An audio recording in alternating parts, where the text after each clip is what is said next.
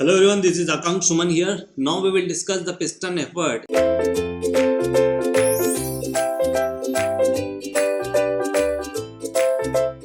In the last video, we have discussed about the dynamic analysis of the single slider crank mechanisms, in which we have seen the working forces on the piston.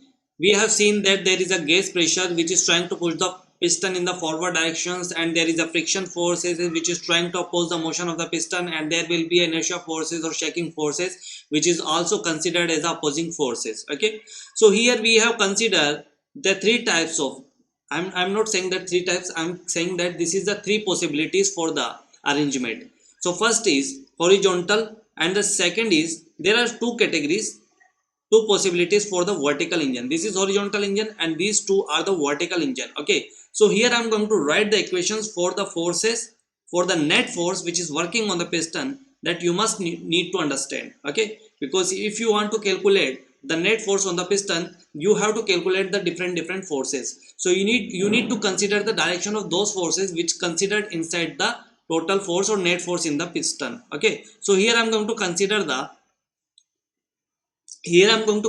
horizontal engine. In the horizontal condition, we all know that there is a, if I'm talking about the force on the piston, total net force on the piston, so it would be F is equal to F gas, okay, F gas minus Fi, because it is in opposite direction to the motion of the piston. Okay, plus minus F, because friction may be in plus direction, friction may be in minus direction. In both the, here you can see that the friction may be considered as the opposite motion, opposite force. Okay, because if the piston is trying to move in that direction, the friction will move in that direction. If the piston is moving in that direction, in the right directions, the friction field force in the left direction. So that's how the friction force direction can change according to the movement of the piston. Okay, but here the friction, the inertia force which always oppose the motion of the piston. Okay, it always oppose the motion of the piston. So here is the equations for the net force on the piston, that F gas, F is equal to F gas minus F inertia plus minus F. Okay, so this is the equations for the, horizontal engine. Now if I'm talking about the vertical engine, you can see there are two possibilities for the vertical engine. In first case, you can see here there is a piston which is moving in the downward direction, and as it is moving in the downward directions, there will be a upward direction friction force, and when the friction will move in the upward direction, then the friction will work in the downward direction. Okay, so that's how the direction of frictions can be in two directions. Okay, so that means if I want to write the force on the piston, so F gas, I'm considering this direction as positive because the gas force will work in the downward direction. So I'm taking this direction as positive. Okay, so there will be inertia forces in the opposite direction, and plus minus F, these three forces are there. And in the vertical engine, one more force is going to be considered, that is the weight of the piston. Why I am writing plus minus mg? you will ask to me that, sir, mg is always working in the downward direction, so why you are considering plus, why you are considering minus sign along with plus sign? Okay, you can also consider the minus sign, plus sign. See here in the second diagram you will able to understand, because if I'm going to write the equations for this type of vertical engine, you have to consider the plus sign, but in the direction there will be a gas pressure in the vertical directions, and the friction may be in plus minus. Okay, so there F gas, this is the gas force minus inertia force which is always opposing the motion of the piston, plus minus F, plus, if I'm going to write the equation for this, you will consider mg in the downward direction, but the piston motion in the upward direction. You can say the gas force in the upward directions. So this is minus mg. Okay, are you getting my point? So there will be a minus sign because both are in the opposite direction. F gas and mg will be in opposite direction. Here in the first case, mg and F gas both are in the same direction, so I can consider here plus sign. Okay, but if you want to write the general equations for the vertical engine, so it would be like that: F is equal to F gas plus F gas minus F inertia plus minus F plus minus mg. This is the general equation for the vertical engine only. Okay, in the horizontal engine, mg force will not be considered. However, there is a mg force, but it is working in the downward directions, and here in the equations we are considering the horizontal forces. Okay, horizontal forces we are considering in the horizontal engine, so that's why we have not considered the mg sign in the equations. Okay, so this is the equations for the horizontal engine, and this is the equation, this is the general equation for the vertical engine. According to the direction of the force, you can consider plus and the minus sign. Okay, so this is how we can calculate the net force on the piston, known as the piston effort. This is the piston effort. Okay, so here we have calculated the piston effort, that is denoted as the capital F. Now we will see another forces which is working on the connecting rod, crank as well as piston also. Okay, so the formula I already told you. How can we calculate the piston effort? Okay, as you will able to find out the piston effort, then you will be able to find out the forces on the connecting rod as well as the forces on the crank. So how can we calculate the forces on the connecting rod and the crank? We will see in this diagram that this is the piston effort. This is piston effort F net. Okay, this is the piston effort F, and this would be the FC, that means the force on the connecting rod. Okay, so as you know that this is the angle beta, this is the angle beta. Okay, and this is the angle theta.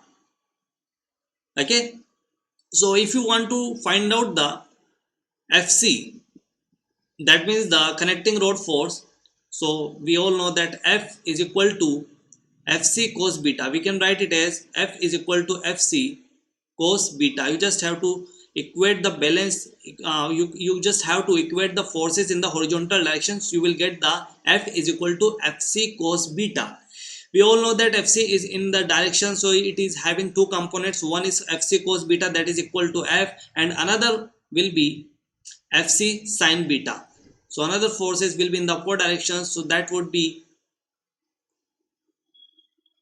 Fc sin beta, and this is the normal force, that is denoted as the normal force on the piston.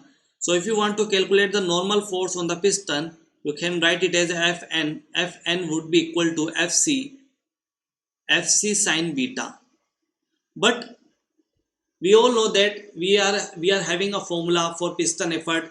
We just want to write each and every equations in terms of the piston efforts, so we have to replace this Fc by piston effort F. Okay, so how can we replace it? So Fn is equal to, we all know that this is the equations, so from here we can get the value of Fc, that would be equal to F upon cos of beta, that is equal to F upon cos beta. Okay, so now you just have to put this value in these equations. You will get the value of F sin beta upon cos beta. F sin beta upon cos of beta. Okay, so you can write it as Fn is equal to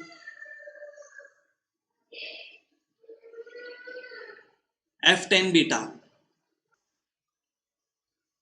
So here we have calculated the Fn, that means the normal force. Fn is equal to F tan beta, and another F is equal to Fc cos beta. This is the another relation. So we got the two relations in terms of the piston effort. Okay, so you can calculate Fc from here using the piston effort in the equations. Okay, so this is the forces along the connecting rod. This is Fc, the force along the connecting rod, you can see here. And if you see the diagram carefully, you are able to understand that this is the force, this is the extension of the force on the connecting rod. Okay, This is the force on the connecting rod. This is Fc. Okay, if I want to find out the angle, this angle, what would be this angle? This would be the beta. You all know that this is the beta angle with the horizontal. Okay, and if this is theta, this would also be theta. So total angle I can write theta plus beta, yes or no? So I'm just writing directly theta plus beta. Okay, so you can write it as theta plus beta. Okay, if this is theta plus beta, so it is having two components. Okay, Fc cos theta plus beta and Fc sin theta plus beta, yes or no? The force will be having two components in the horizontal. That means this would be the Fc cos theta plus beta and Fc sin theta plus beta. Okay,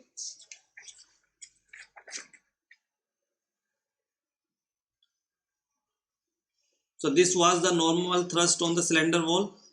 You can write it as normal thrust on cylinder wall. Okay, and this was the force along the connecting rod. So this is the force Fc is the force along connecting rod. Okay, now we will calculate the next force, that would be the radial thrust to the crankshaft bearing. Here you can see what is the radial thrust, because we are talking about the Fc cos theta plus beta. So Fc cos theta plus beta would be in that direction, and this is nothing but this is the crank and this is the shaft, this is the bearing. Okay, are you getting my point? This is the crankshaft bearing. Okay, so the force on the crankshaft bearing is the radial thrust I am considering, because it is working in the radial direction. So the radial thrust to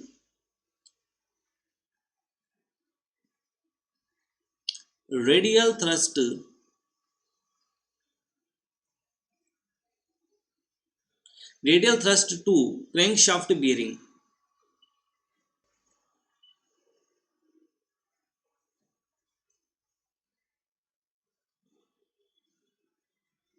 So radial thrust to the crankshaft bearing is denoted as Fr, and it is can be written as Fc cos theta plus beta, yes or no? I can write it as Fc cos theta plus beta.